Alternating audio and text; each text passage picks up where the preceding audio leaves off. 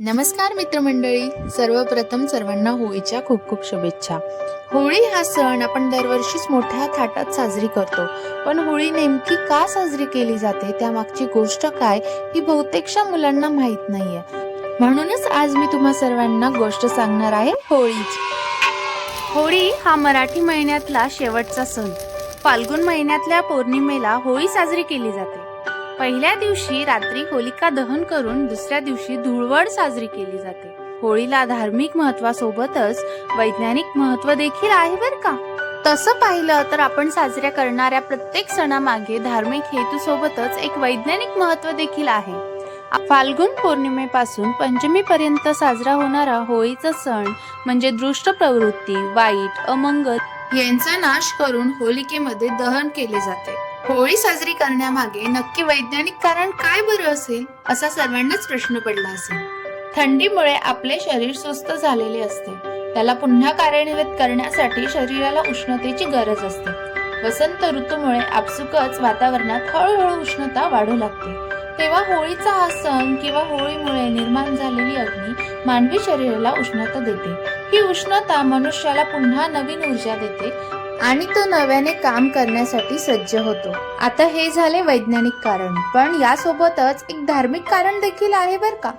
चला तर मग आपण आपल्या गोष्टीला सुरुवात करूया. हिरण्यकश्यप नावाचा एक राजा होता, जो स्वतःलाच देव समजायचा. त्याला स्वतःबद्दल मोठा अहंकार निर्माण झाला होता. याच अहंकारामुळे तो देवदेवतांचा तिरस्कार करू लागला. त्याला सृष्टीचे पालनहार असलेल्या देवादिदेव भगवान विष्णूंचे नाव ऐकणे देखील पसंत नव्हते. त्यानं त्याच्या नगरीतील सर्वांनाच विष्णू भक्ती न करता त्याचीच भक्ती करण्याची ताकीद दिली होती. मात्र त्याचा आणि त्याची पत्नी कायदू यांचा पुत्र प्रल्हाद हा भगवान विष्णूंचा परमभक्त होता. तो सतत भगवान विष्णूंचे नामस्मरण करायचा.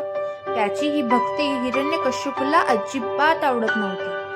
म्हणून हिरण्यकश्यपूने प्रल्हादाला वेगवेगळ्या प्रकारे घाबरवण्याचा प्रयत्न केला, जेणेकरून प्रल्हाद भगवान विष्णूंची उपासना सोडून देईल.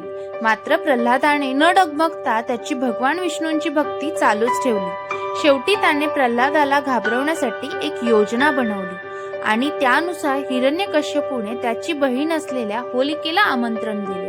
हिरण्यकश्यपू राजाने होलिकेला प्रल्हादाला घेऊन चितेवर बसण्यास सांगितले. होलिकेला वरदान होते की ती अग्नीवर विजय प्राप्त करू शकते. प्रल्हादही चितेवर बसण्यासाठी तयार झाला होता, कारण त्याच्या देवावरती खूप विश्वास होता. प्रल्हाद त्याच्या आत्यासोबत अग्नीच्या चितेवर बसला, तरीही तो भगवान विष्णूंच्या नामस्मरणात लीनच होता. हळूहळू अग्नीने पेट घेतला आणि मोठे लोट पसरू लागले. या अग्नीत प्रल्हाद नाही तर होलिकाच जळायला लागली. असे होताना पाहून सर्वांनाच आश्चर्य वाटले. तेव्हा एक आकाशवाणी झाली आणि तेव्हा होलिकेला आठवलं की तिला वरदानात असेही सांगितले होते की ज्यावेळी ती तिच्या वरदानाचा दुरुपयोग करेल तेव्हा ती स्वतः जळून राख होईल. म्हणूनच तेव्हा प्रल्हादाला नाही तर होलिकेला तिचा जीव गमवावा लागला. त्या दिवशी जसा वाईटाचा चांगल्यावर विजय झाला आणि वाईट वृत्ती जळून भस्म झाली, तसेच आपण दृष्ट प्रवृत्ती, वाईट, अमंगल विचार यांचा नाश करून हे सर्व होळीमध्ये दहन करून चांगली वृत्ती, चांगले विचार स्वतःमध्ये करत असतो. या होळीच्या अग्नीत नारळ टाकले जाते. असे म्हणतात की या अग्नीमध्ये भाजलेले पदार्थ जर आपण खाल्ले तर आपण निरोगी राहतो. असा हा होळीचा सकारात्मक सण आपण दरवर्षीच मोठ्या उत्साहात साजरी करतो.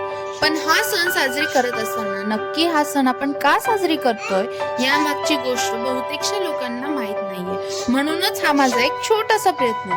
जर तुम्हाला व्हिडिओ आवडला असेल तर नक्की चॅनलला सबस्क्राईब करा आणि लाईक शेअर करायला विसरू नका.